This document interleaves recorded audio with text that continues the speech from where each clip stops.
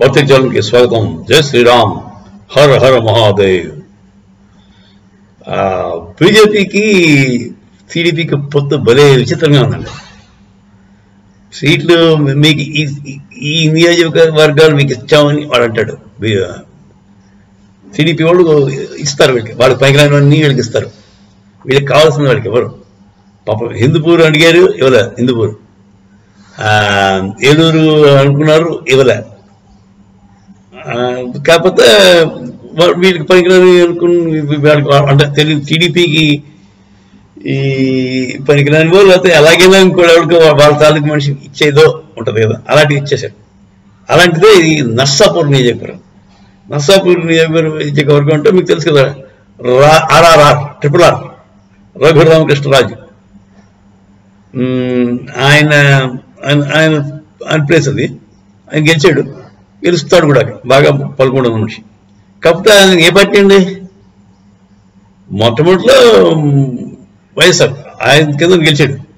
ఆ తర్వాత తెలుగుదేశం చేరినట్టున్నాడు, తెలుగుదేశం చేరినట్టు చేరకుండానే కామెంట్ చేయడం అని తెలియదు.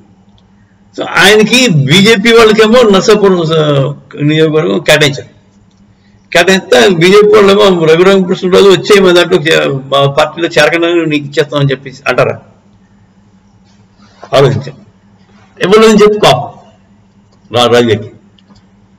బీజేపీ వాడు అతన్ని బతిమాలుకుని రండి మా పార్టీలో చేరండి, ఓ కండువా వేసేస్తాం, వెంటనే మీకు టికెట్ కూడా ఇచ్చేస్తాం అని అనాలంట నర్సాపూర్. ఎందుకంటే నర్సాపూర్ నియోజకవర్గం బీజేపీ వాళ్ళకి వాళ్ళ ఈ పొత్తు భాగంగా వెళ్ళింది.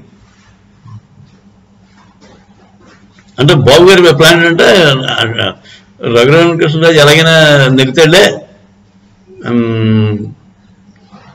అంటే ఎలాగైనా వాళ్ళని భయపెట్టు బతిమాలు కాన్స్టిట్యూషన్ టికెట్ కొట్టేస్తాడులే అని చెప్పి రాజుగారు ప్లాన్, అదే మన బాబు ప్లాన్ వేసాడు. కాకపోతే బీజేపీ వాళ్ళు వర్మని ఒక అతనికి ఎవరికో టికెట్ ఇస్తాను. అది ఇలా ఉండగా ఇప్పుడు రఘురామకృష్ణరాజు ఏమంటాడంటే, సోము వీర్రాజుకి జగన్కి క్లోజ్ రిలేషన్షిప్ ఉంది, అందువల్ల నన్ను రానివ్వలేదు. ఇదే మాట్లాడే. అది అసలు మీరు బీజేపీలో ఎప్పుడు చేరారు? బీజేపీలో చేరకుండానే మీ బీజేపీ కేటాయించిన నియోజకవర్గం మీకు ఎలా చేస్తారు? పైగా ఇంకో దూరం అంటే రెబెల్ కింద నేను అక్కడే పోటీ చేస్తానమ్మా అంటాడు. అంటే అతను వేరేగా పోటీ చేస్తే మరి ఓట్లు చీలుతాయి, బీజేపీకి క్యాండిడేట్ గెలవడం. అదొక వ్యూహం మన బాబు గారు. ఎలాగా బీజేపీకి సీట్లు ఇవ్వాలి, వాడు గెలవకూడదు. పవన్ కళ్యాణ్కి సీట్లు ఇవ్వాలి, వాడు గెలవకూడదు. ఓన్లీ బీజేపీ ఓట్లు, జనసేన ఓట్లు మాత్రం టీడీపీకి వచ్చేయాలి. టీడీపీ వాళ్ళు మాత్రం మొత్తం గొప్ప గొప్పగా గెలిచేయాలి. ఈ పొత్తండి బాబు మేధావి అంటే చంద్రబాబు నాయుడే. ఇంత అంటే ఓపెన్ గా మీన్నెస్ కనబరుచుకుంటూ సొంత పొత్తులో ఉన్న మనుషులనే జాగ్రత్తగా చూసుకోలేని మనిషి మన రాష్ట్రానికి ఏం చేయగలడు? అసలు గెలవడమే కష్టం ఇలాంటి పొత్తుంటే. ఏదో పొరపాటున జగన్ మీద కోపం కొద్ది గెలిచాడు అనుకోండి, ప్రజలకి జగన్ మీద వ్యతిరేకత వచ్చి గెలిచాడు అనుకోండి,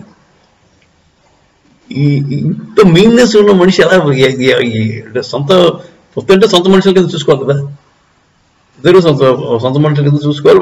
వాళ్ళని గెలవాలని ఆశించారు, వాళ్ళని ఓడించాలి, వాళ్ళకి పనికిరాని సీట్లు ఇవ్వాలి, నేను మాత్రం ఆ పొత్తుతో అడ్వాంటేజ్ అంతా పొందాలి అనుకునే మనిషి. హ్యాట్స్ ఆఫ్ టు బాబు గారు.